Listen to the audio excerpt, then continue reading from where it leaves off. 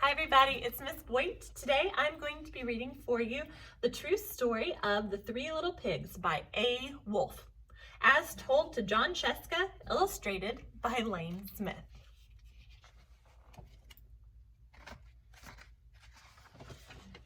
Everybody knows the story of the Three Little Pigs, or at least they think they do. But I'll let you in on a little secret. Nobody knows the real story because nobody has ever heard my side of the story. I'm the wolf, Alexander T. Wolfe. You can call me Al. I don't know how this whole big bad wolf thing got started, but it's all wrong.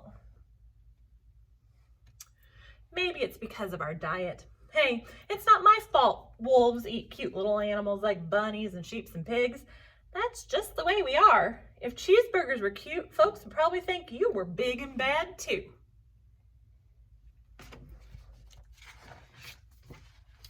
But like I was saying, the whole big bad wolf thing is all wrong.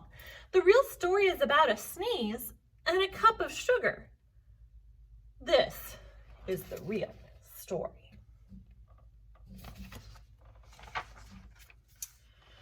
Way back in Once Upon a Time, I was making a birthday cake for my dear old granny.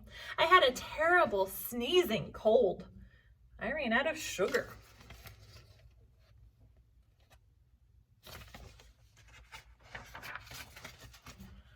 So I walked down the street to ask my neighbor for a cup of sugar. Now this neighbor was a pig, and he wasn't too bright either. He had built his whole house out of straw. Can you believe it? I mean, who in his right mind would build a house out of straw?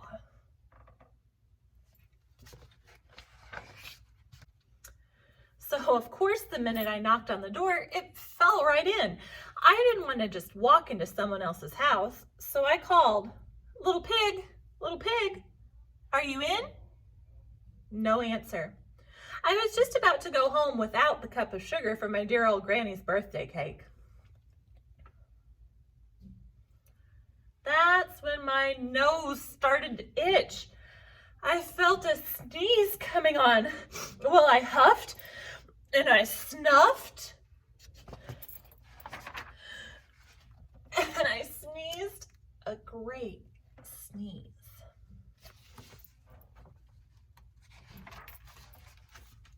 And you know what? That whole darn straw house fell down. And right in the middle of the pile of straw was the first little pig, dead as a doornail. He had been home the whole time.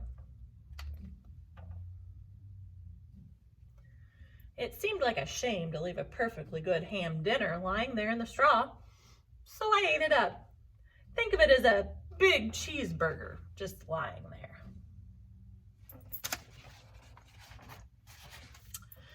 I was feeling a little better, but I still didn't have my cup of sugar, so I went to the next neighbor's house. This neighbor was the first little pig's brother. He was a little smarter, but not much. He had built his house out of sticks. I rang the bell on the stick house. Nobody answered.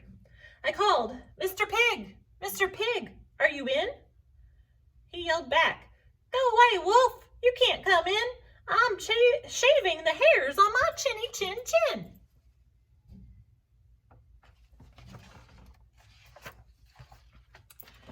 I had just grabbed the doorknob when I felt another sneeze coming on. I huffed and I snuffed and I tried to cover my mouth, but I sneezed a great sneeze. And you're not going to believe it, but this guy's house fell down just like his brother's. When the dust cleared, there was a second little pig, dead as a doornail. Wolf's honor.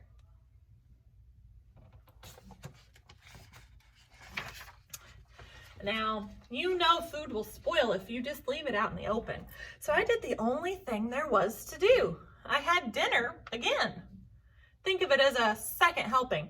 I was already getting awfully full, but my cold was feeling a little better. And I still didn't have that cup of sugar for my dear old granny's birthday cake. So I went to the next house. This guy was the first and second little pig's brother. He must have been the brains of the family. He had built his house out of bricks. I knocked on the brick house. No answer. I called, "Mr. Pig, Mr. Pig, are you in?" And do you know what that rude little porker answered? "Get out of here, Wolf. Don't bother me again."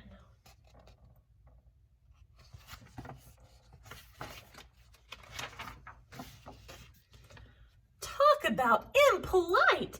He probably had a whole sack full of sugar, and he wouldn't give me even one little cup for my dear sweet old granny's birthday cake. What a pig. I was just about to go home and maybe make a nice birthday card instead of a cake when I felt my cold coming on.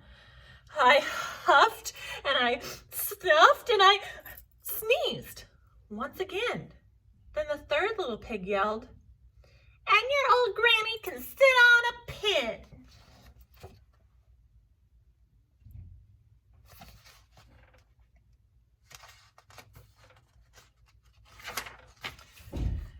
Now, I'm usually a pretty calm fellow, but when somebody talks about my granny like that, I go a little crazy. When the cops drove up, of course I was trying to break down this pig's door. And the whole time I was huffing and puffing and sneezing and making a real scene.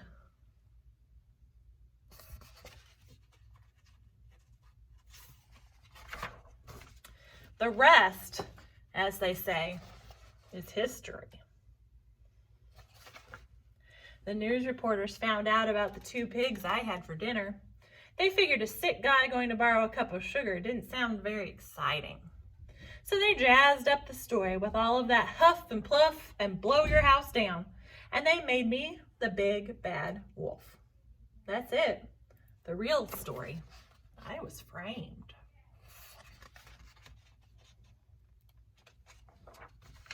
But maybe you could loan me a cup of sugar? The end. Do you have any stories that could be told from a different point of view? Think about how you might retell a fairy tale from a different character's perspective. I hope you enjoyed the true story of the 3 little pigs. Bye.